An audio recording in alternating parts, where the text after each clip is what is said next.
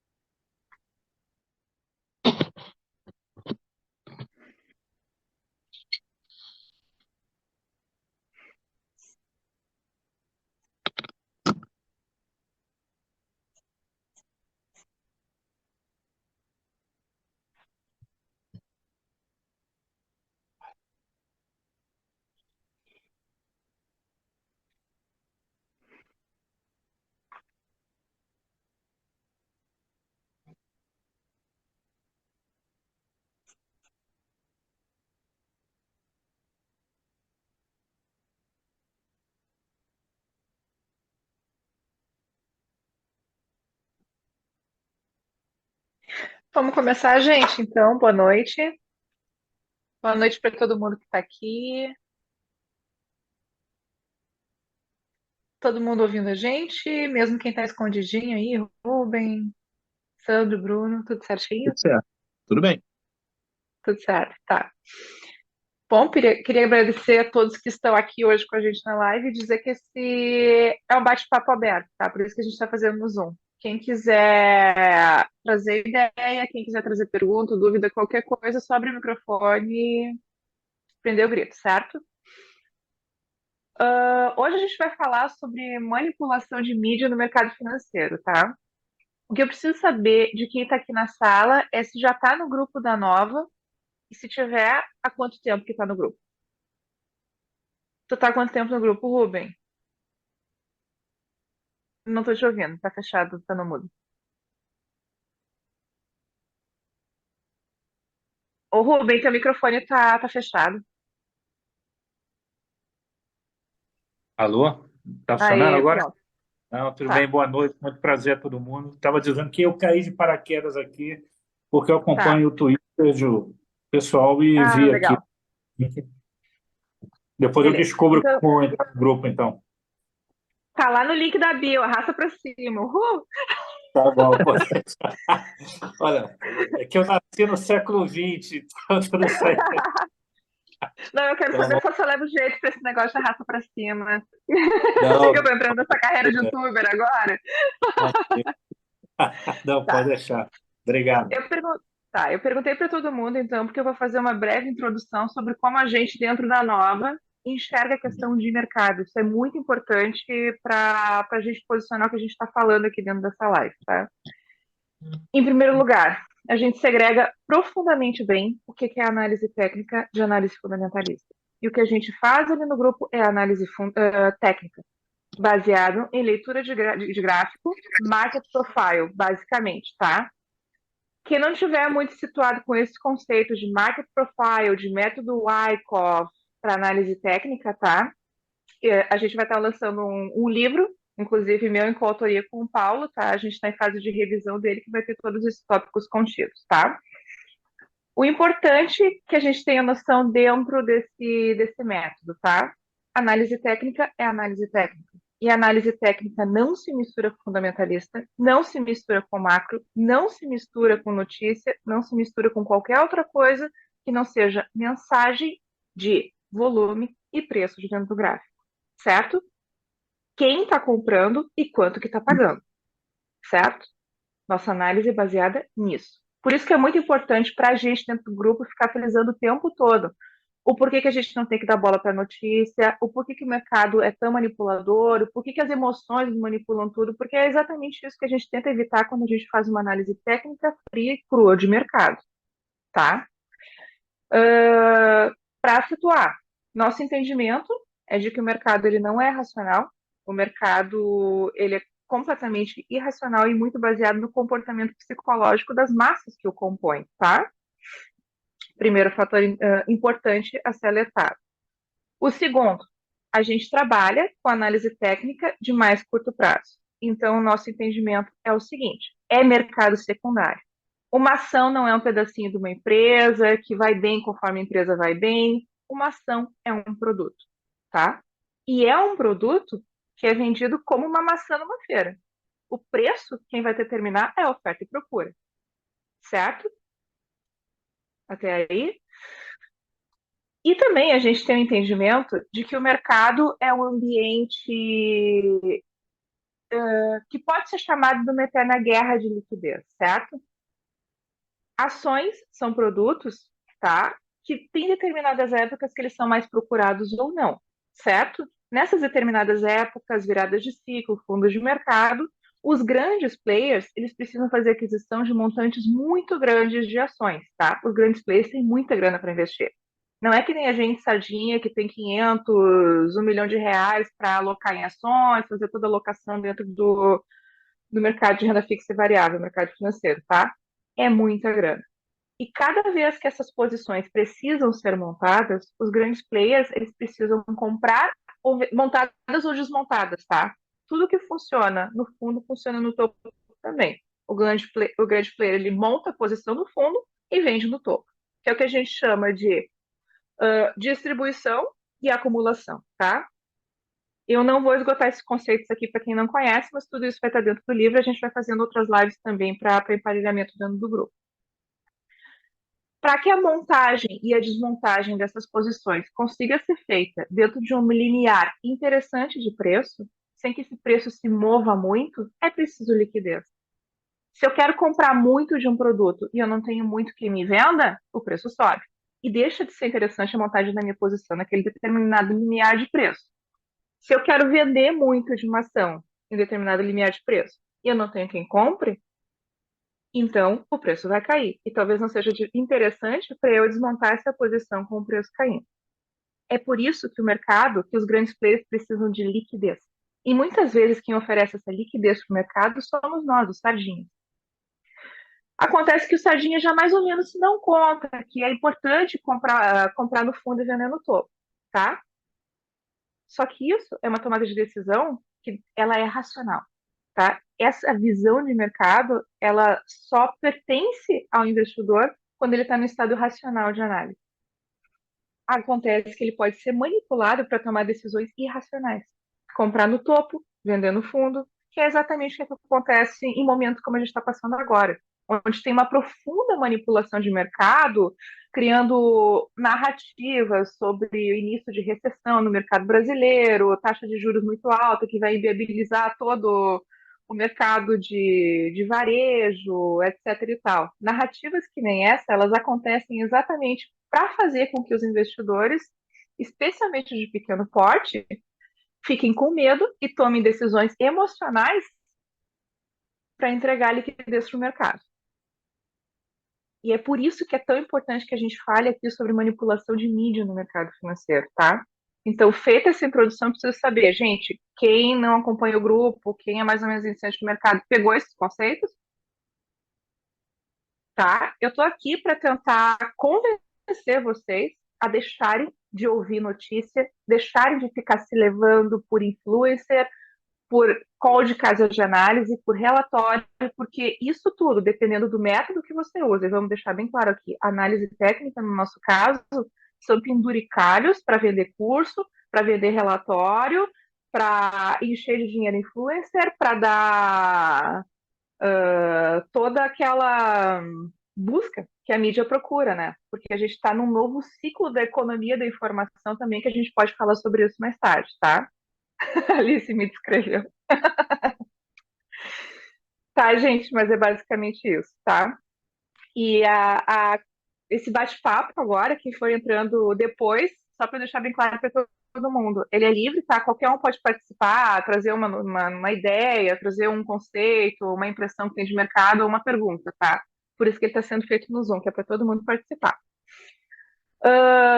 Hoje a gente estava conversando, eu e o Sandro, e ele contou uma história muito legal que pode ser transportada diretamente para o mercado financeiro nesse sentido, que é o corno de Schrödinger. Te dou a palavra, Sandro. É o amante de Schrödinger. Não chega a É ser. o corno de Schrödinger. Conta para nós aí que história é essa. Não, é o seguinte, né? Essa história, ela era um homem bastante inteligente, casado com uma mulher não muito inteligente. E, enfim, então era esse tipo de relação que estava estabelecida, né? Então ele fazia as coisas e tal, ficava em casa na parte da tarde, né? Aquela coisa assim.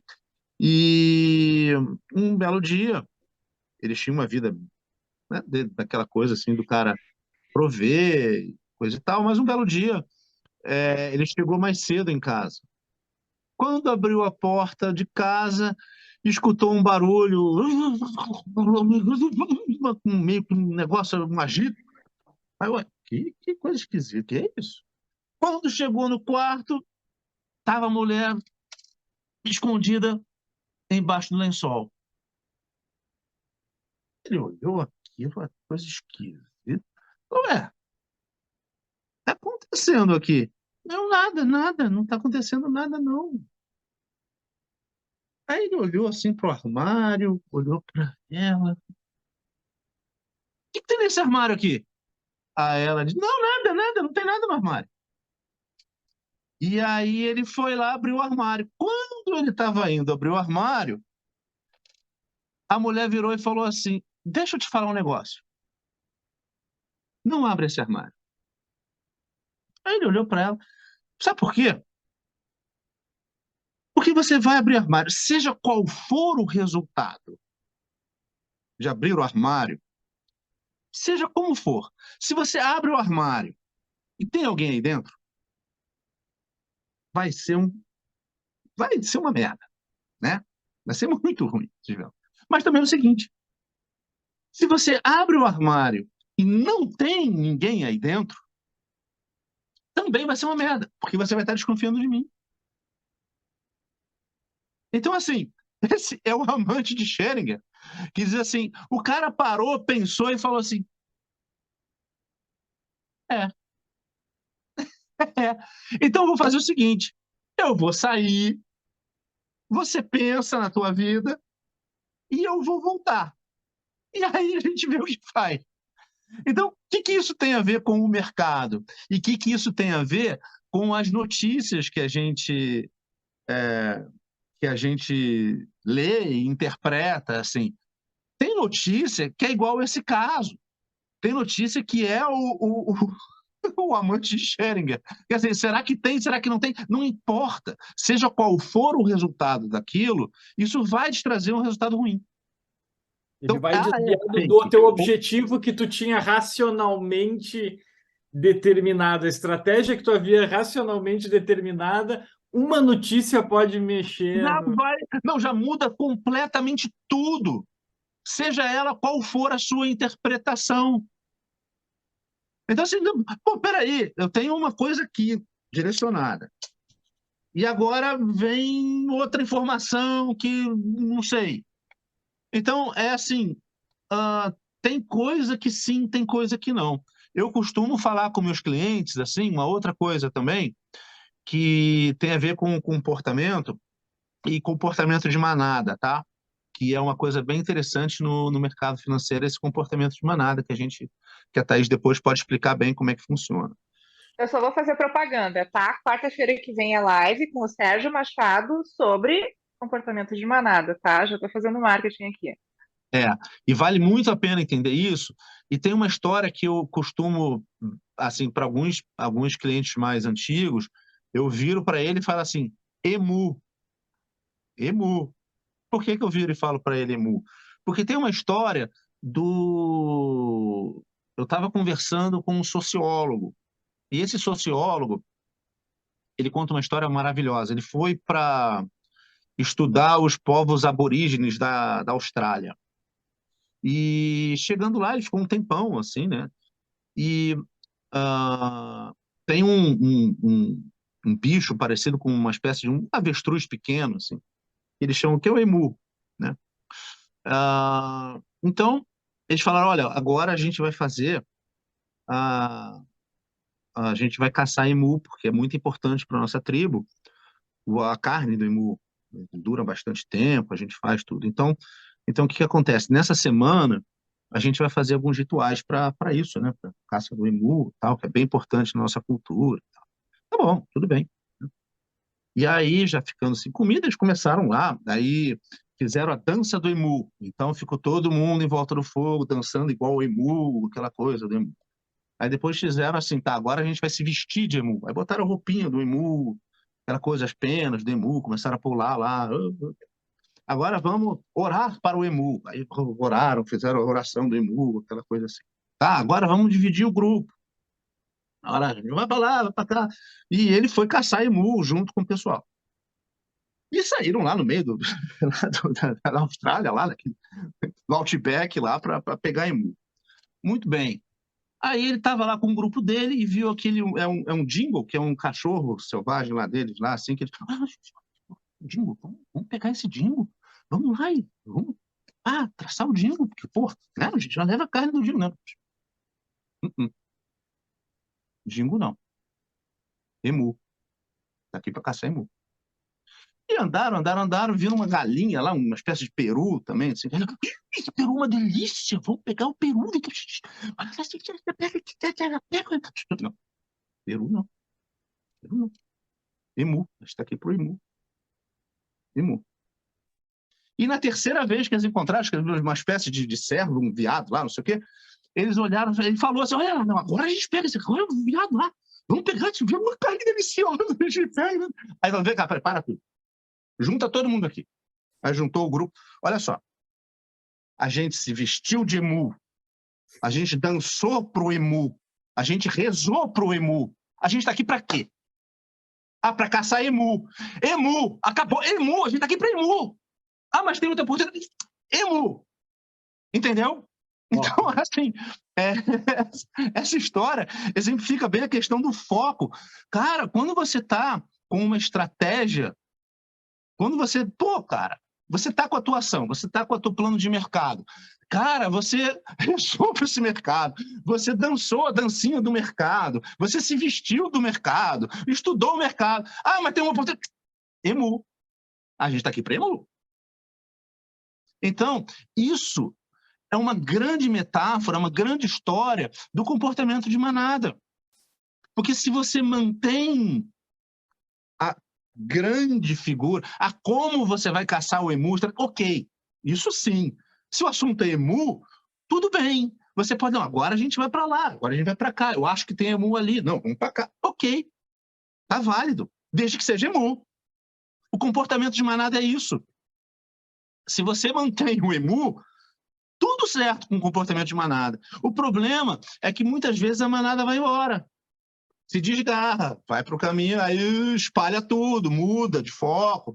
Esse é o problema. E é isso que causa dano ao comportamento, isso que é o lado danoso do comportamento de manada.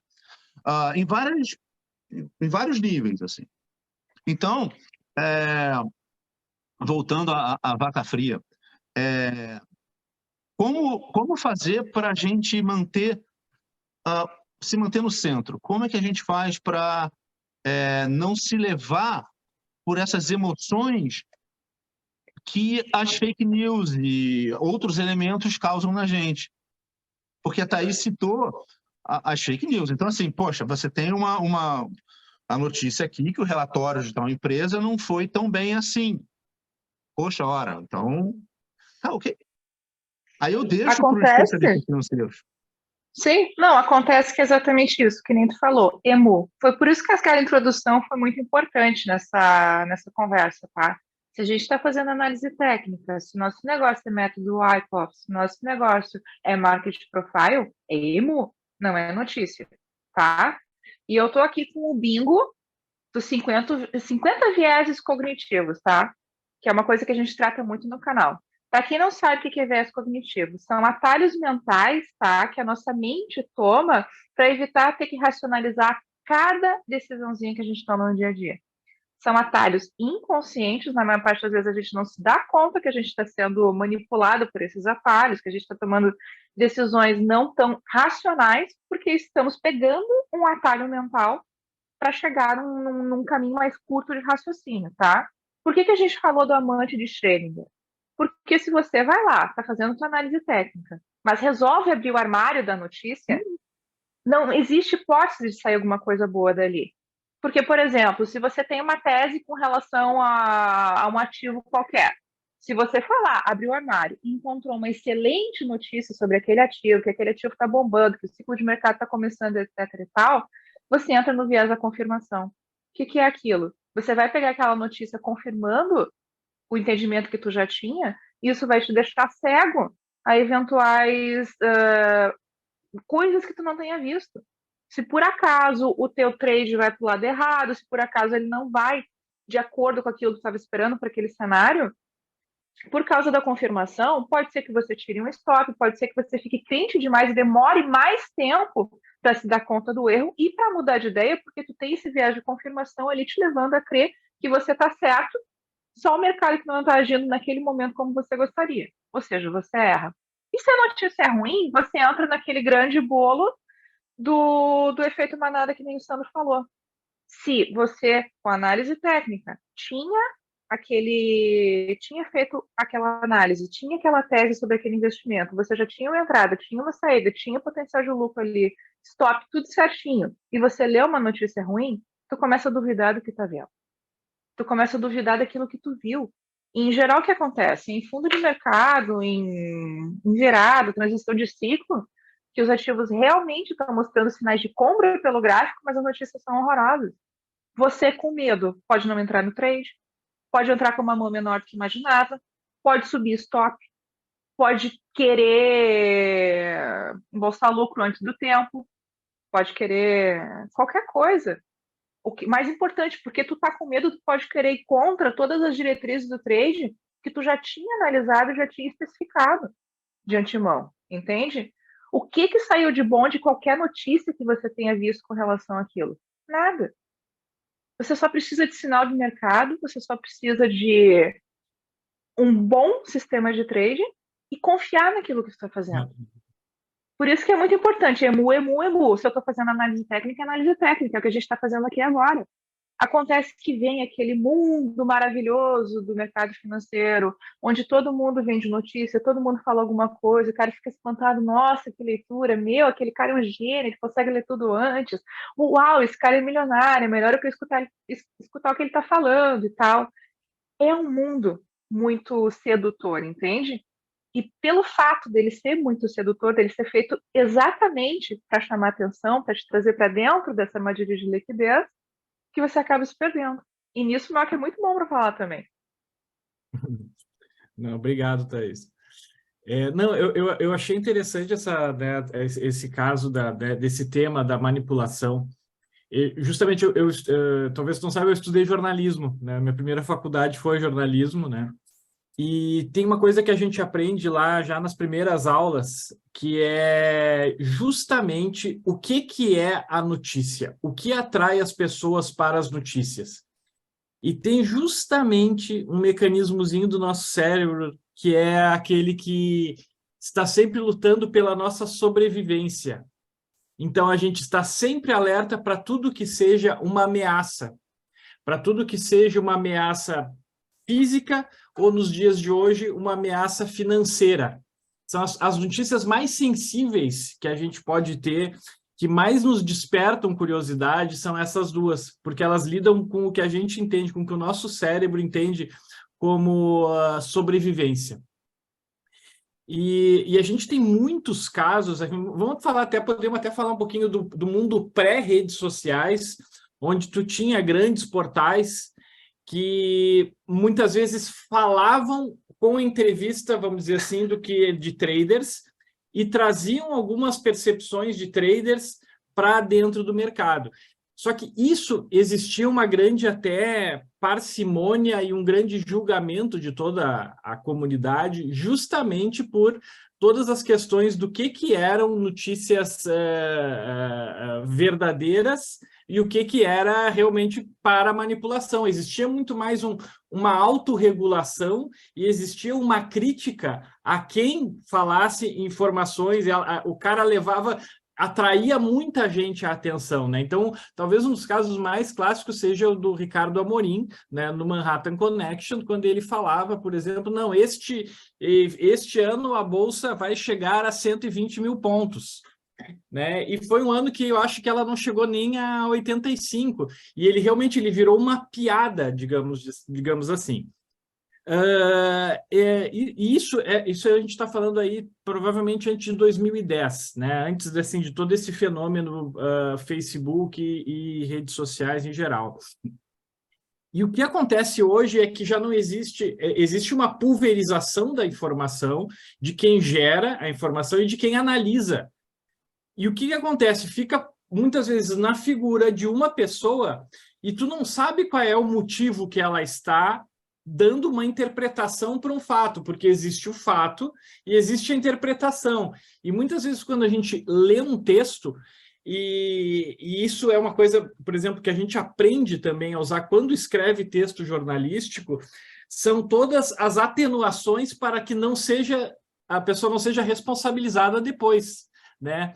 Então, se porventura acontecesse X, e aí, então, quer dizer, tu tem ali 5 palavrinhas no qual tu pode colocar uma sequência de parágrafos de um determinado contexto que causaria uma determinada situação. Então, tu transformou algo em uma opinião em algo totalmente hipotético.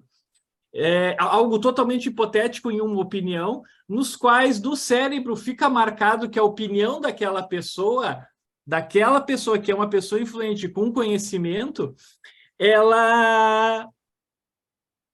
que aquela opinião é uma opinião embasada, mas na verdade ela embasou em uma hipótese que ela levantou e que, na verdade, talvez esteja favorecendo a ela.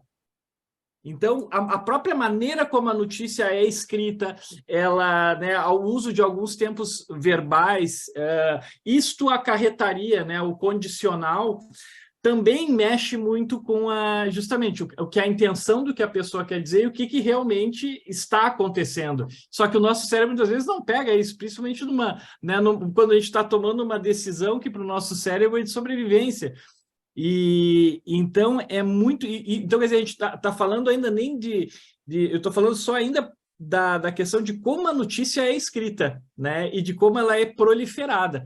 E o que ainda tem de quais os fatos são utilizados, aí também a gente entra num grande esquema das coisas aí que é bastante perigoso, justamente porque a gente já está no momento, então, ao abrir ali a porta do armário, a gente está na emoção já, né? E o que a gente vai interpretar daquilo lá não é o cérebro ali botando viéses cognitivos que não vão nos ajudar. O Marco, engraçado. Posso só interromper? Claro. Rapidinho, só trazendo aquele assunto que foi tratado antes. A gente está numa nova economia da informação. O que o Marco estava falando é que antes das redes sociais, a monetização de um meio de comunicação ela dependia muito de credibilidade. Porque você ia numa banca, você escolhia uma publicação, em geral você assinava, e você assinava baseado em credibilidade. Credibilidade de quem fazia notícia, credibilidade do meio da informação. Depois das redes sociais, a gente não faz mais isso. A gente consome a maior parte da informação pelo meio das redes sociais. No meio das redes sociais, entre uma interação e outra, ou a gente vai nos grandes portais e vê aquilo que aparece primeiro. A monetização passou de ser da credibilidade para o clique. Ou seja, isso tornou a mídia sensacionalista. Agora, o que dá dinheiro é clique, clique, clique, não é mais credibilidade. Certo? Credibilidade não paga mais. O que paga é sensacionalismo. Então, assim, mas esse negócio das fake news virou uma onda agora. De fato, fake news sempre houve. Elas eram filtradas pela forma, pela economia, pela própria economia da informação que existia à época, que ela privilegiava a credibilidade no meio. Hoje em dia isso não existe mais. É isso que está causando essa grande epidemia de fake news, tá? A É muito monetização da informação, exatamente. A forma, a economia da informação mudou completamente. A forma como a informação se monetiza hoje é assim. Por isso que as fake news prosperam, porque no mundo onde todo mundo tem que ser sensacionalista, onde todo mundo consome só o headline, o resumo de uma informação, não vai mais a fundo e não se interessa muito mais por isso, as coisas se misturam. Por isso que é muito, muito difícil de lidar com esse ambiente. Mas o Sandro ia falando. Complementando algumas coisas, assim, na época eu trabalhei como jornalista um bom tempo e muitas coisas mudaram. Uma das coisas que mudaram é que agora a absorção, a avaliação da notícia, ela se dá por clique, ou seja, a notícia é boa quando recebe muitos cliques. Isso é assim, então a gente vê uma mudança brutal na maneira de você anunciar, na retranca. Na retranca é o nome da notícia, o título da notícia. É assim, esta mulher conseguiu fazer 1 milhão em 6 meses fazendo isto. Aí você, naturalmente, isto o quê? E você clica para saber o que é. E normalmente é uma bobagem. Mas, enfim, essa maneira sensacionalista de tratar a notícia muda muito e abre muita margem para fake news.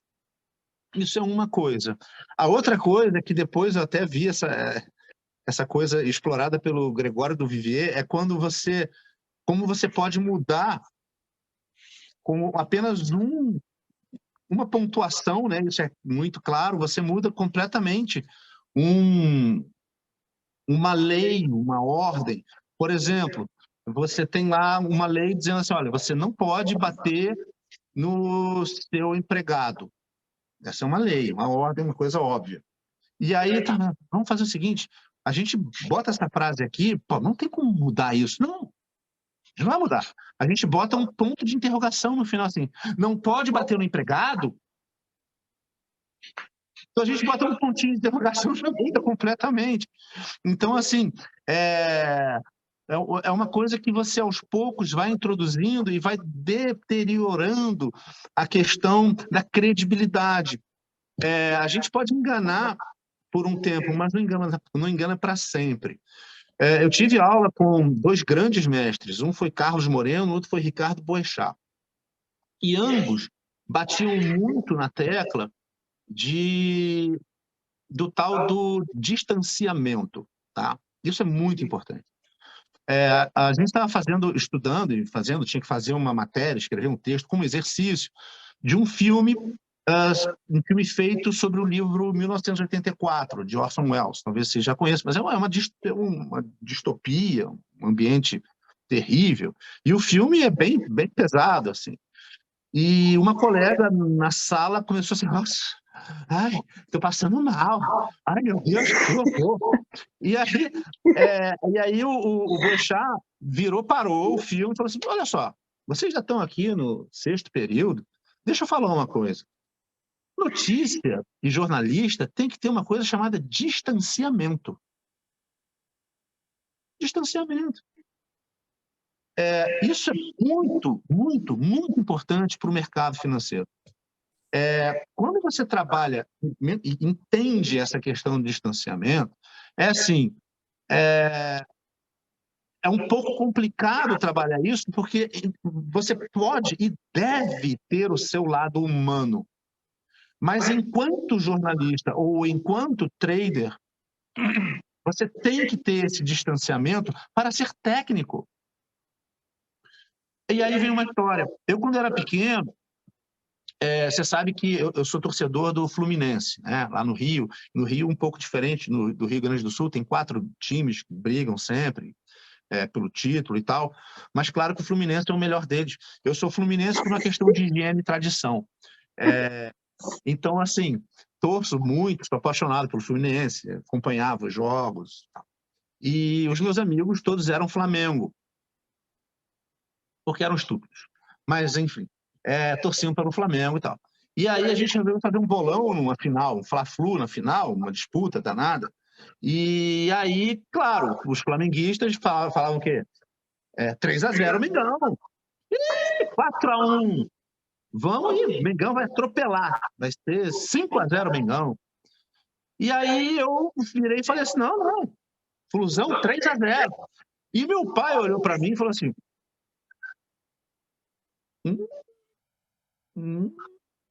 E aí eu mudei o bolão.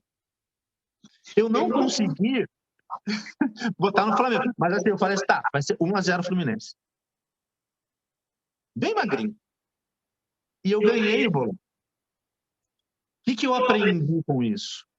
Foi a primeira vez que eu entendi que quando você está entrando num negócio, num bolão ou numa aposta, cara, você não pode ser apaixonado. Você não pode entrar com o coração. Você não pode. Você tem que ter esse distanciamento. Você tem que ter esse discernimento. Sabe o que a gente fala sobre torcedor no mercado financeiro? É exatamente isso. Essa figura do torcedor, se todo mundo participa um pouquinho de grupo, de tweet, já deve ter lido sobre isso, né? Assim, e eu entendo, todo mundo tem a sua açãozinha do coração. Ok, assim, é humano, mas assim, gente, não é torcer, é ser técnico, é o distanciamento. Você pode até torcer e deve torcer, mas assim, não pode misturar a torcida com esse tal do distanciamento, com essa parte técnica.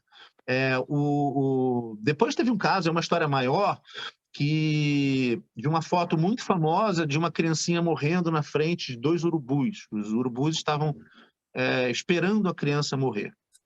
Essa foto ganhou prêmios e tal. Mas o jornalista e o fotógrafo que produziram essa matéria, eles literalmente enlouqueceram com essa questão de eu intervenho ou não intervenho. Ele podia ter espantado o urubu, pego a criança e salvado a criança e dado comida para a criança. Mas ele não iria escrever essa criança morreu de fome. Então, assim, o que fazer? Bom, isso é um dilema do jornalismo, mas não é um dilema para trader. O trader, assim, ele trabalha com um material muito mais frio. Ele precisa e deve ter esse distanciamento. Não há porquê não ter esse distanciamento. Não tem. Vai ter pena de quem? Do banco? Então, assim, vai ter pena de quem? Não é para ter pena, porque ninguém tem pena de você. Então, assim, nesse caso do trader, não, eu vou ser técnico, eu vou ser preciso, eu vou ter o distanciamento, eu não vou me deixar levar por emoções. Porque o que fazem as fake news justamente pegam no teu emocional. Quantas vezes, de que vive um especulador? Vive do teu desabalo emocional. E tem mais uma coisa que a gente estava conversando hoje, que é o seguinte: a mídia não se resume a notícia, não se resume a call sobre ação, sobre fazer terrorismo com macro. A mídia também dá exemplos de traders bem-sucedidos, tá? Esse meu sistema de trader me deixou ricaço, etc, etc e tal. Era uma coisa que a gente estava conversando, que é o viés... Cadê minha tabelinha do viés aqui? Eu até vi para te falar. O viés do sobrevivente. E eu passo a palavra para o Marco, porque ele tem muito para falar sobre essa questão do viés sobrevivente, para a gente fazer um deparo para o mercado financeiro também. Essa questão é bem interessante, né?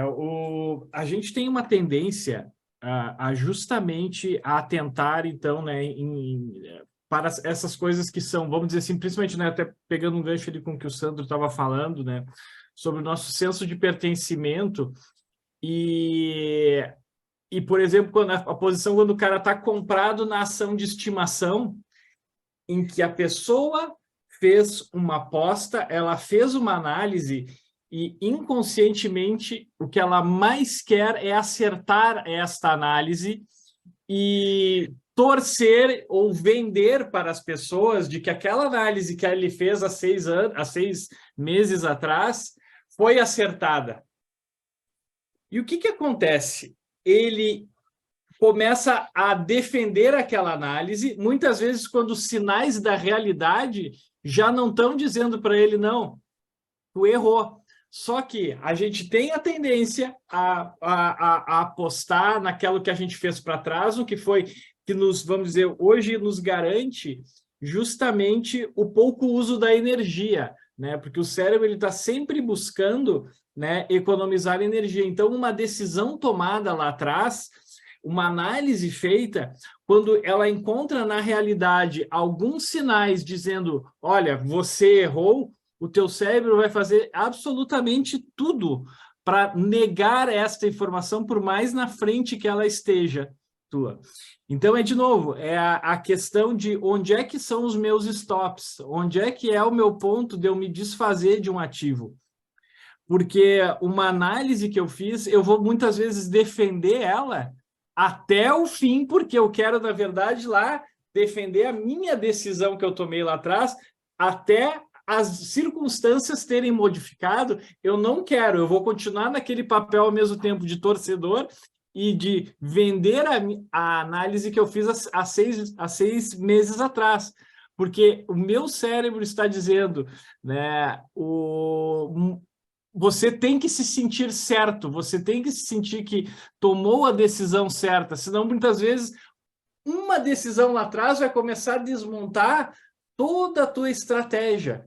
Então a pessoa tem essa questão, né, de novo, o clickbait, a notícia pode ser o que começa a ser o que vai te pegar no emocional e começar a desmontar a tua estratégia, que muitas vezes ela está efetivamente, foi feito de uma forma firme, mas o sinal, muitas vezes, de uma notícia te desvia, né, como os caçadores de emu, né? Uhum. E, né, por exemplo, por um lado, em desmontar aquilo, e ao mesmo tempo tu tem esse comportamento, né, de encontrar numa notícia um motivo para tu continuar apostando na tua estratégia, mas na verdade ela cara, tu deveria já ter revisado isso, porque tu ainda está lidando com uma análise que tu fez, que está todo um sinal de longo prazo dizendo que aquele cenário já mudou. Então, quando tu analisa ela num cenário onde tu está frio, né, onde tu não está sendo impactado por uma notícia da hora, por um intervalo, muitas vezes, de 1, 2 dias, tu tem uma chance de refazer a estratégia. Né? Agora, quando tu desmonta a tua estratégia baseado ali em uma coisa de intervalo de 2 horas, por causa justamente da emoção que a notícia está te trazendo, aí a tua chance ali de estar desmontando uma estratégia que estava boa. E nisso que tu está dizendo, tem uma frase maravilhosa que eu li esses dias. Se você procurar com cuidado, você vai encontrar com certeza a sua tese no FinTwitch. Com certeza. Se tu procurar direito, qualquer tese sobre qualquer ativo, tu vai encontrar alguém que defenda. E tu vai lá procurar para se sentir melhor, ao invés de deixar toda essa bobagem de lado e lá fazer o que tem que fazer. Quem lê o gráfico. Né? Mas eu queria retomar aquilo que a gente estava conversando hoje, porque eu e tu somos empreendedores, e deve ter mais gente aqui. E tu comentou que tu tinha uma visão, quando tu entrou no mercado de empreendedorismo, muito parecida com a minha. Gente, não é possível, empreender não é tão difícil assim, sabe? 80% de quem entra prospera, porque todo mundo que tem uma empresa é ricão, né? Esses 20% que vão falir ali, que o Sebrae fala, os 80% que vão falir nos 5 primeiros anos, isso com certeza é um cara que não sabe que vai gastar dinheiro da empresa, que vai botar a mão no caixa, que não vai fazer separação patrimonial, que o cara é burro, não vai fazer contabilidade, com certeza, mas é pouca gente, sabe? Gente que nem eu, com certeza vai dar tudo certo. O que a gente descobre depois? Pois é. Tem essa questão, né? Isso as redes sociais elas são muito cruéis com as pessoas em geral. A gente tem aquele gráfico de distribuição, né, do sino, né? Que tu tem aqui as exceções, né? Mas a regra em geral se concentra no meio e em grande volume. O que mais circula na rede social é o sino ao contrário, né? As exceções se propagam mais do que o que é ponderado, vamos dizer assim, o que é o extremo, o que é o mais apaixonado, que seriam, vamos dizer assim, né, se a gente pega a curva de distribuição assim, né, isso aqui seria o que é o menos comum. Na rede social é ao contrário, né? O que é o mais comum que estaria no sino é o que é mais ignorado, né? E o que está aqui nas pontas é o que mais propaga. e justamente nos dá a impressão de que essas exceções são a regra, né? Porque elas circulam com mais força, a gente vê muitas vezes isso repetido, às vezes porque os algoritmos são feitos para trabalhar dessa maneira. As pessoas, quando mexem nas paixões, né, o que o algoritmo vê? Quanto mais comentários uma notícia tiver, é sinal de que ela é mais importante, né? Só que ela não é que ela seja mais importante, ela é mais controversa. A controvérsia na rede social, ela causa um maior engajamento. As pessoas odeiam ou elas amam aquela notícia e elas vão defender, elas vão comentar e aquilo vai cada vez subindo mais, né, dentro do número de pessoas que são expostas àquela notícia. Então, afinal, você vai clicar em qual notícia? Trader com um sistema de trading tradicional, muita disciplina e consistência, consegue fazer 2% ao mês num ano ruim. Ou tu vai pegar aqui, o cara que ficou milionário fazendo day trade, investindo em NFT jogando no bicho. Em qual das duas você vai clicar? Fala sério, né? Então, quer dizer, a gente tem, né, justamente aí dentro daquele assunto, né, do clickbait também, eu estava até lendo, eu tenho aqui na tela, vocês não lembram de uma notícia que circulou aqui, eu estou vendo a data, foi mais ou menos 9 de janeiro, troca do Legislativo, projeto da Câmara quer acabar com o diploma para 30 profissões. E aí tem uma aqui, ó, jornalcontábil.com.br. Fim do diploma para engenheiro, psicólogo e 33 informações. Então, um cara, né, colocou esse projeto em votação, ele nem se reelegeu para 2023, então esse projeto não seria defendido, mas, de alguma forma, essa notícia começou a circular de forma muito forte, né? Porque a chamada é forte, ela é um rompimento muito forte dentro de todo as crenças da sociedade sobre a importância do diploma universitário, né? E justamente, né, o fato era esse, existiu um projeto que um deputado que não se reelegeu, né, havia feito, e aí tu vê como é que são escritas as chamadas, né, vamos dizer.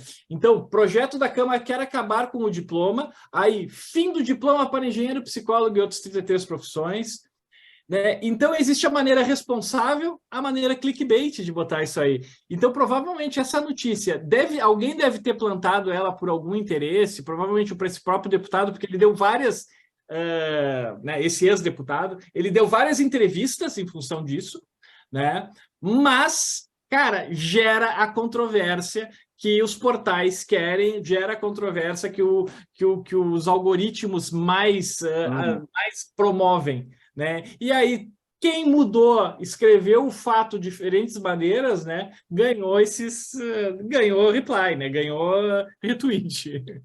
E assim, complementando assim, quando eu comecei a estudar a nova research e tudo mais, ver como comportamento, uma coisa que aqui é muito bem feita é o seguinte, é estar um passo à frente disso. Eu vou falar. Como é que é? Você tem uma notícia e essa notícia gera uma comoção. O que a research faz muito bem é assim, ok, essa notícia gerou uma comoção, essa comoção pode gerar um determinado movimento. E aí?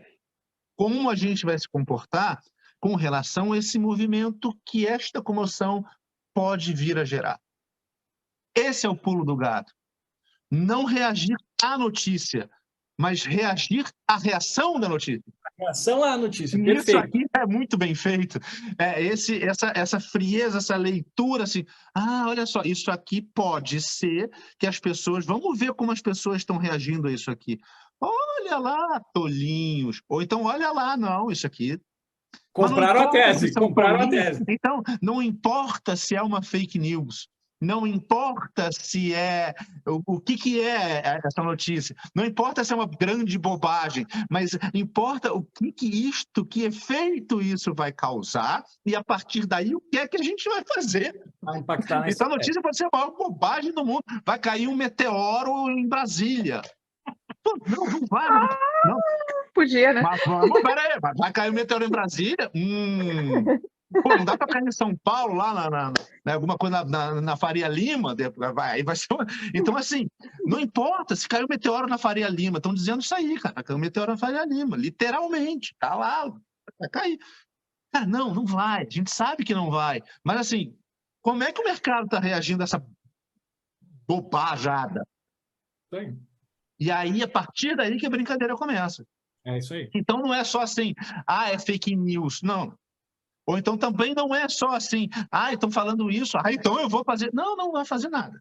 Você vai ver o que isso vai gerar. A partir daí, eu vou ter um processo de tomada de decisão. É isso. É que as notícias, elas têm objetivo. Esses dias eu até vi um tweet do Elon Musk falando sobre fake news, assim, como é que a gente faz para identificar fake news? A gente pode conversar com nossos amigos que são especialistas na área, a gente pode se basear na nossa própria experiência como referência também, entende? Ou a gente pode fazer a nossa própria pesquisa. Gente, Deus, vamos pegar todo mundo agora é especialista sobre tudo, tá? Agora tem notícias sobre tributação, sobre arcabouço fiscal, e notícias sobre meta Selic, notícia sobre... Cara, se eu for depender de ter um monte de amigo especialista para cada coisa, minha experiência pessoal, que é zero em economia, e mais pesquisa própria, eu vou gastar rigorosamente metade do meu dia só para analisar aquelas poucas notícias que eu olho no começo do dia, entende? É impossível a gente analisar a notícia no foco da própria notícia. É impossível a gente conseguir determinar se uma notícia é verdadeira ou falsa, olhando para a própria notícia e tentando fazer esse tipo de abordagem. A proposta que a gente tem aqui é ao contrário. A única coisa que a gente pode conhecer profundamente de fato somos nós mesmos. E o tipo de reação que a gente teria, inconsciente ou conscientemente, a determinada notícia, a partir disso, a gente pode interpretar o objetivo da notícia, certo? Eu sou um ser humano, eu estou suscetível ao medo. Uma notícia sensacionalista que está me deixando com medo, será que não é esse mesmo o objetivo dela? Qual que é o objetivo dela? Me deixar com medo? Com que propósito? Para que eu faça o quê? Qual que é a decisão que estão esperando que eu tome com medo? Veio uma bomba agora que o varejão está falindo, não sei o quê. As notícias sensacionalistas, todas de uma vez só, estão esperando que eu faça o quê com essa informação? Que eu vendo aquela Magalu que eu tenho ali na carteira? Talvez seja isso. Entende? A melhor forma de a gente analisar uma notícia é a partir do nosso próprio viés e conhecendo as nossas limitações cognitivas, que é o trabalho que a gente tenta fazer na Nova, gente. E demonstrando isso a partir da ciência, a partir do próprio viés do mercado, o que acontece quando uma notícia dessas vem? Olha só, gente, a notícia veio, vamos acompanhar volume e preço. O que está acontecendo aqui? Olha só, queriam isso, aconteceu isso. E a gente vai se posicionar de forma adequada. Gente, estamos... Pode falar. Não, eu estava me lembrando, né, da cobertura, por exemplo, que foi um troço assim que mostra toda a fragilidade da imprensa como um todo, né, no sentido de estarem muito suscetíveis ao clickbait, que foi a cobertura daquela questão de Blumenau. Sim. Né? Que tristeza, hein, gente? Não existiam notícias novas, não existiam fatos novos, mas o que a imprensa fazia era basicamente especular para causar o medo, porque o medo causa a atenção. E tudo que o portal quer, né, tudo que o influencer quer é a atenção.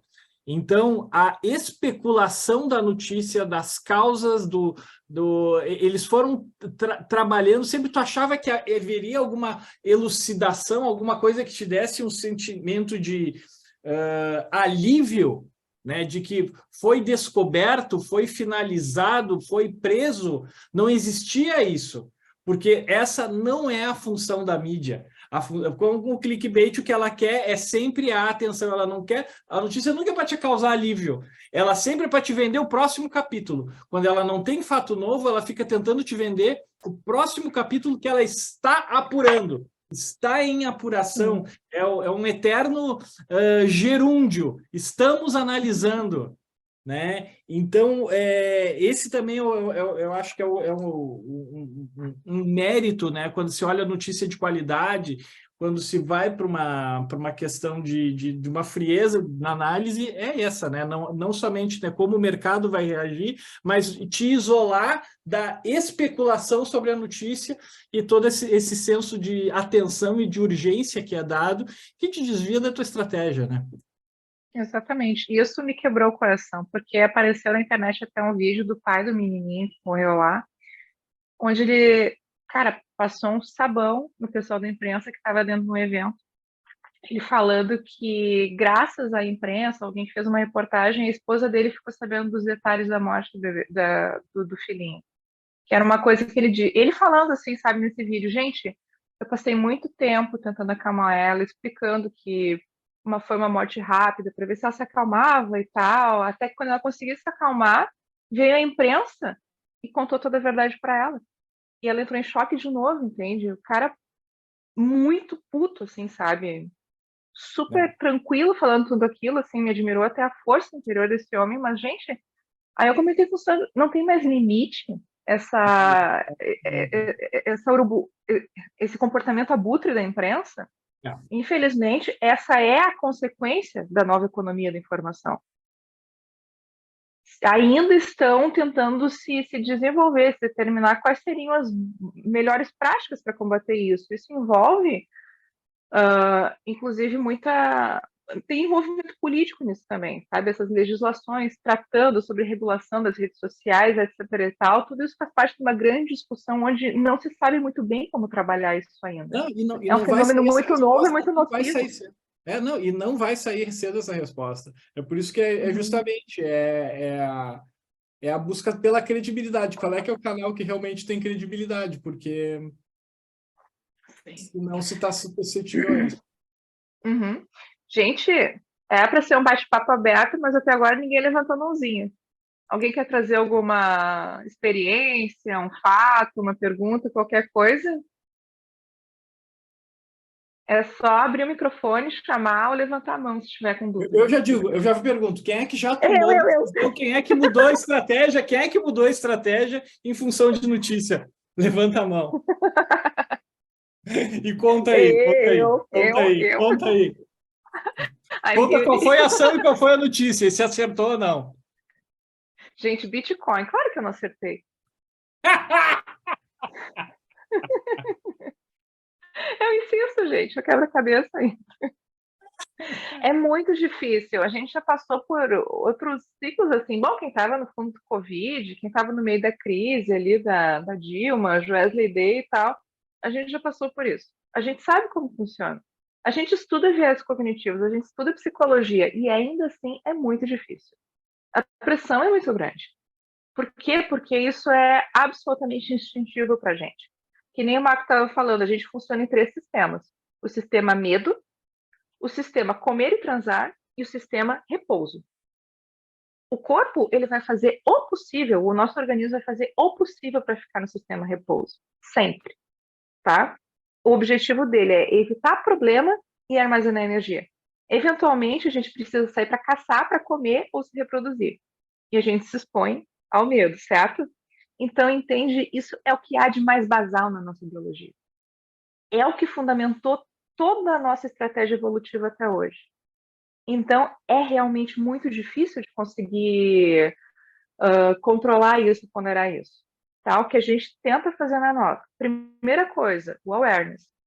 Conforme a gente vai conversar agora nas próximas lives e tal, eu sigo muito a teoria polivagal, que entende que existe um sistema mais moderno, nosso, de ligação cérebro-corpo, assim, sabe, de modulação neurológica, que consegue comandar esses ramos mais primitivos do medo, da fome e do tesão, tá? Essa parte mais moderna, ela é muito sensível ao autoconhecimento. Se eu consigo compreender o medo, se eu esmiuço, se eu desconstruo o medo, eu consigo lidar melhor com ele. Então, conhecimento, o conhecimento liberta dessa forma também. Liberta do medo e das reações irracionais que a gente tem ao medo. Isso é muito importante. Se a gente conhece a nossa forma de funcionamento, conhece aquelas notícias, conhece a forma como o mercado tenta abordar a gente, como o sensacionalismo tenta nos abordar, a gente já consegue, de certa forma, combater isso de modo consciente. não só nos deixando levar por reações racionais. E a segunda forma, a neurobiologia já demonstrou que existem métodos físicos, exercícios que a gente pode usar para fortalecer esse vínculo do sistema ventral vagal, que é o sistema mais moderno que a gente tem, nesse vínculo de transmissão das reações cérebro-corpo, que é o que o Sandro cuida dentro da NR, dentro da Research. Ele tem um canal inteiro de ferramentas, onde ele trata de meditação, respiração e auto-hipnose, que são técnicas que já estão sendo mapeadas de forma bem sistemática e obtendo excelentes resultados dentro da conjuntura da teoria polivagal na neurobiologia, tá? Então, o que a gente tenta fazer aqui? Explicar como é que a coisa toda funciona, porque quando a gente entra no mercado, a gente é bombardeado por tanta coisa tão contraditória, que é muito difícil separar o joio do trigo. Então, assim, se eu puder sair com uma lição de hoje, é o seguinte: EMU, foco, tá? Eu não estou falando aqui com analistas fundamentalistas, eu estou falando com gente da análise técnica. Análise técnica é gráfico, preço e volume. Não tem nenhuma outra informação ali que não seja preço e volume. Tudo que o gráfico... e tempo, claro, tudo isso ao longo do tempo. É o que a gente tem no gráfico. E não tem nada mais ali. E abrir a porta do amante de Schrödinger para ver notícia, para ver macro, para ver coisa, vai acabar atrapalhando o foco no gráfico, na leitura, no uso da ferramenta que você está aprendendo e deveria confiar nela. Abala a tua autoconfiança, te enche de medo e te faz tomar decisões irracionais e até mesmo contradizer todo o sistema e todas as decisões que tu tinha tomado para cada entrada. Por isso que a gente defende muito. Se é iniciante, não olha a notícia. Se já está um pouquinho mais avançado, olha para aproveitar. Sempre com viés de aproveitar a reação e não se deixar reagir pela notícia. Tá? Eu acho que isso dá para resumir bastante todo o fato que a gente teve aqui. Gente, perguntas, sugestões, contribuições, xingamentos. O Pix também. Tô brincando. Então tá, gente. Agradeço todo mundo que participou aqui dessa nossa conversa, tá? Dentro da Nova, a gente vai ter uma sistemática sempre de live conversa, live conversa. Semana que vem, como a gente já conversou, vai ser com o Sérgio Machado, tá? Sobre... Opa, tem mãozinha aqui. Ou eu que vi errado, ou eu que subi mãozinha. Quem levantou aqui? Ô, José, pode falar. Abre aí o microfone. Não, eu só bati palma aqui. Uma forma de agradecimento pela live. Muito bom, então, tá. Muito bom o assunto. As emoções são um tema importante para a gente lidar no dia a dia, né? Tomar de decisão. Sim. Acho que esse gerenciamento é sempre importante.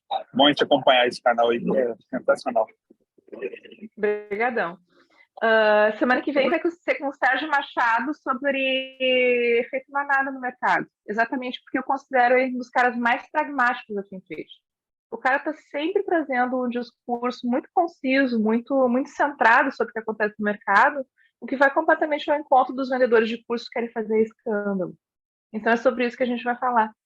De que forma que o efeito manada se forma no mercado e traz aquelas ondas de racionalidade que de vez em quando a gente enfrenta, com muita volatilidade, assim, os absurdos acontecendo. Agradeço a todos, então, gente, boa noite. Muito obrigada por todos que participaram. Tchau. Tchau.